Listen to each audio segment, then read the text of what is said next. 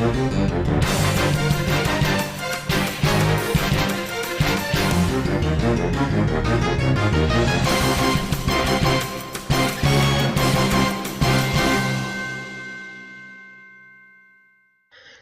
and welcome to this episode of CommuNInqué. This episode, since it's kind of a slow news day, is going to be focusing a lot on older Smash Brothers news, some pages that got posted on the SmashBrothers.com website, including items, assist trophies, and Pokemon. And so I'll just get the brief bit of news out of the way to start off with. And so the first part of news is that the new Nintendo 3DS, as expected, is going to be region locked. There's not too much more to say beyond that about it, so I'll move on to the next bit of news.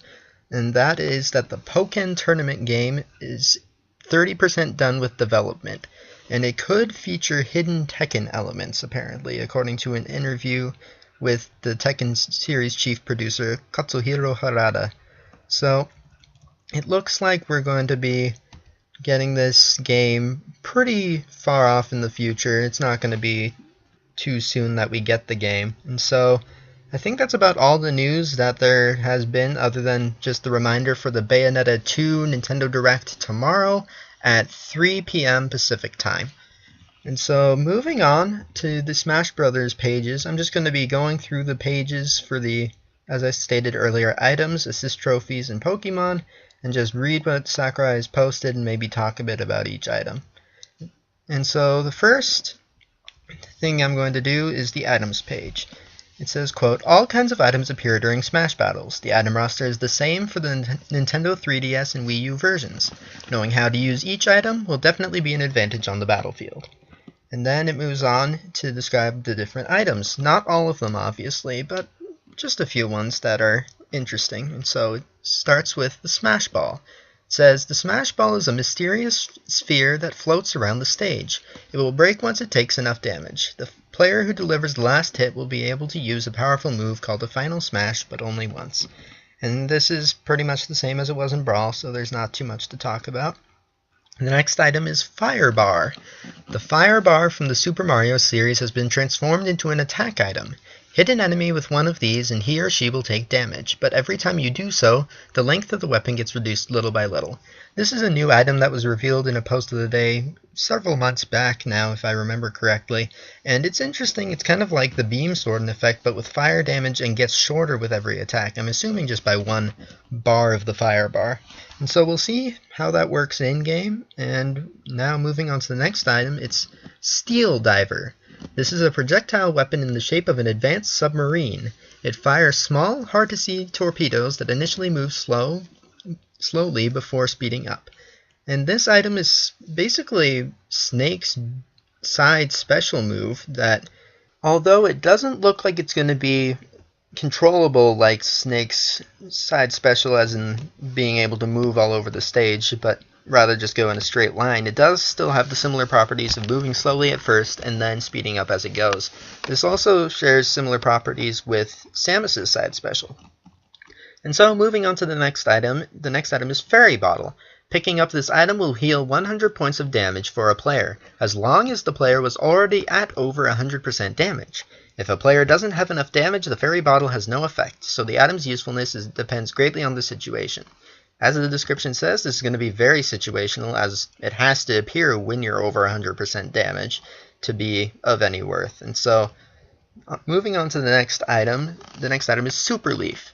Picking up this item will cause your fighter to sprout raccoon ears and a tail. And in one of the trailers, it appeared that it functions similarly as it does in the previous Mario games, where you just hover in the air by using the tail. And so we'll see if it functions entirely similarly, whether you can hit people with it or not as well. Moving on, the next item is Beehive. Grab this and chuck it at an opponent. If it hits, the bees will swarm around your enemy and sting him or her for damage. However, if you hit one on the ground, the hive will shatter and the bees will come after you. Be careful around these things. It's pretty self-explanatory. Throw it at an opponent, bees attack them. Hit it, bees attack you. Next one is Home Run Bat. With this item, you can unleash a series of ultra-powerful smash attacks. Even if your opponent is at 0% damage, a good hit with this can launch them way off the stage. Swing away. This is pretty much exactly like it was in the previous Smash Brothers games. and so there's not too much to talk about. Moving on, the next item is Bullet Bill. Use this item to transform into a bullet bill and shoot straight at the enemy. Your circle pad or control stick input at the moment you trigger the item will determine your launch direction, after which you'll fly in a straight line. We've seen this in a lot of trailers as well as in some of the Smash tournaments that have already happened for the 3DS and Wii U, and so we'll see how useful this is. It does look like it's pretty powerful, and it does pretty much, as the description explains, flies in a straight line. The next item is Kuko. Once it takes enough damage, a Kuko becomes enraged and calls its feathered friends in for backup, attacking the last player that struck it. As you're intently attacking an opponent, be careful not to hit a Kuko inadvertently. Basically functioning like they do in the Legend of Zelda games. Don't hit the Kukos. It's a bad thing. Don't do it. The last item that is on the Smash page is the Daybreak. This sacred device comes in 3 parts. Gather them all to assemble the weapon and begin firing high-powered beams that ignore fighters' shields. Basically, this is an item from Kid Icarus Uprising, and it looks like it's going to function similarly to the Dragoon from Kirby, where you collect the 3 pieces of it to assemble the weapon and be able to have powerful attacks afterwards. So, moving on from the items page, next thing we're going to be talking about is assist trophies. The description for assist trophies on the assist trophies page is as such. Assist trophies are items that, once picked up, cause one of a number of characters to come help your fighter in battle. And so, moving on to those fighters, the first is Isabelle. Straight out of Animal Crossing New Leaf, Isabelle will cheer on the fighter who summons her and provide him or her with various foods. These treats will heal any fighter who touches them, so watch out for enemies trying to snag your snacks. Basically, she heals you if you're close enough. The next one is Girahim. Girahim appeared in The Legend of Zelda Skyward Sword. He moves like an acrobat and will attack with both sword and knife. Attacks against him will not fell him, and he can even teleport back into action should he get launched off the stage. So it looks like he can be attacked and probably be stunned by it and knocked off the stage or launched or whatever, but he will be able to come back and continue to attack. And so the next one is Nightmare. This enemy hails from the Kirby series. After he appears as a power orb, he then changes into a wizard form and proceeds to turn the entire stage pitch black. The players, of course, get lost in the blackness. This includes the CPU characters, who will make mistakes just like the human players. So this basically functions like Togepi's special effect did in the previous games, where the entire screen goes pitch black and you kind of just get lost. I've also heard that the Nightmare causes some damage while the screen's still pitch black, and so we'll see if that's true or not as well. The next assist trophy is Phosphora. Phosphora first appeared in the Kid Icarus Uprising game. This cool beauty will soar through the sky at high speed and shoot lightning bolts. Attacking her will make her flinch, but you cannot defeat her. Similar to Girahim, you can attack her, but it won't KO her, and she attacks you. Next one is Color TV Game 15, basically Pong. Color TV Game 15 was a home game console released in Japan in 1977.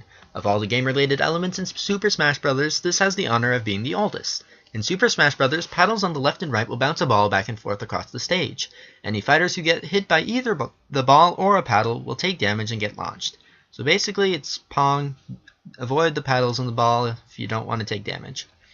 The next one is Midna. Midna first appeared in The Legend of Zelda Twilight Princess. Her hair changes into a giant hand, then goes to grab any enemy fighters nearby and tosses them into the air. Like grabs by fighters, Midna's grab cannot be shielded against. Also, if there are no enemies close to her, she'll chase down some by teleporting into the action. So basically, she's going to throw you around no matter whether you avoid her or not. The next one is Ashley. Ashley is from the WarioWare series. When she appears, she creates a dark zone around her, and any enemies caught in it will move slowly and continuously take damage. There will also be various changes that take place. Finally, any food eaten inside the dark zone will damage the fighter instead of healing them. This is basically like Luigi's Final Smash, the negative zone, where you move slowly, the flower appears on your head, you get hit by a Deku Seed sort of effect, etc. And so we'll see exactly what those effects are. Mother Brain. Mother Brain from the Metroid series is an enormous assist trophy that fires vertically tracking laser rays. Fighters caught in the rays will rack up numerous hits and damage, so it's better not to be in front of her. By the way, it's possible to defeat Mother Brain by attacking her. So unlike Girahim and Phosphora, it is able to defeat Mother Brain by hitting her, but she is going to attack you with a pretty strong attack, so it might not be the best idea. The next assist trophy is Dark Samus. An energy-based life form that bears a striking resemblance to Samus, Dark Samus will fire high-speed and homing missiles at opponents and, if approached, will use strong attacks to launch enemies. Basically, she attacks you. And then the last assist trophy on the page is Dr. Kawashima. The good doctor from Brain Training likes to hang out off the stage and fling numbers at the fighters. When the numbers collide and equal 10, it will cause a giant explosion. You can change the direction of the number bubbles by attacking them. This one's actually pretty intriguing just in the fact that it has kind of a system where the numbers, as long as they're not up to 10, you can avoid having to be hit by a giant explosion. And you can also kind of reflect the number bubbles by attacking them. And so this is about it for assist trophies, so now I'm going to be moving on to the Pokemon. The description for Pokemon is pretty simple on the page. It basically says that Pokeballs and Master Balls can summon Pokemon in the game, and Master Balls do summon rarer Pokemon. And so the first of the Pokemon listed is Fennekin. Fennekin uses Incinerate to create fire pillars in front of it. When the flame hits an opponent, it will cause repeated damage strikes. So basically similar to Cyndaquil in the previous games, it causes fire to appear in front of it and burn the opponent. The next is Fletchling. Fletchling will follow its target around annoyingly and peck them numerous times. It seems kind of similar to Marill and Piplup from the previous games, except that it follows you around and just causes a lot of damage. The next is Inkay. You can make opponents fall over with Inkay's Topsy-Turvy. Once your rivals fall down, they are extremely vulnerable. So, similarly to Banana Peels, it'll make your opponent slip and fall and have to recover and give you a chance to attack them. Next Pokemon is Giratina. Giratina shoots out a whirlwind by using Dragon Breath. If you don't escape it in time, you can get carried off the screen. Now, I haven't seen this in action, so I'm not sure whether it's similar to Lugia's Aeroblast from Melee, or whether it's more like Kyogre's Hydro Pump from Brawl. So whether it either does damage or pushes you off the stage, or both. And so we'll see how this functions later. The next Pokemon is Zoroark. This creature attacks rivals like lightning with Fury Swipes. Zoroark finishes off by slamming its opponent down to the ground. So it kind of looks similar to Weavile from Brawl, but it does have an effect where it's attacking them in the air and then slams them to the ground. So I'm not exactly sure how he's going to function either, but we'll see. The next is Genesect. Genesect will attack either with lasers or shots of light. Both will go through walls, so be careful. So basically, it's a laser gun that goes through any obstacles. And so it'll be kind of hard to avoid and probably a bit of a nuisance, but we'll see. The next one is Keldeo. Secret Sword is a powerful attack that will allow Keldeo to warp near an opponent and slash a wide area with its extended horn. Basically, does slash damage, probably launches you, does a lot of damage, etc. Arceus. Arceus will use gravity to slam down any nearby airborne opponents. If you aren't on a platform, you will get dunked off the stage. So basically, it causes an instant meteor smash to anybody in the air, and so don't be off the stage when you do this because you will die. And so the next and last Pokemon on the page is Xerneas. While Xerneas is on the stage, everyone's launch power will increase. This will make opponents with even a small amount of damage easier to launch. The player who summoned Xerneas will get the biggest power boost. So this kind of seems similar to Shulk's Monauto Mode Smash, where the launch power gets increased. And so we'll see how much this affects play, whether the launch damage is increased by a considerable amount, especially for the person who summons it. And so basically we'll find out how it affects it in about a week and a half. And so that's about it for all the Smash pages that I wanted to go over today. And that's probably about it for this episode of CommuNInqué. So please like and subscribe and share if you enjoyed the video. And I will see you tonight with the next Smash Brothers post of the day.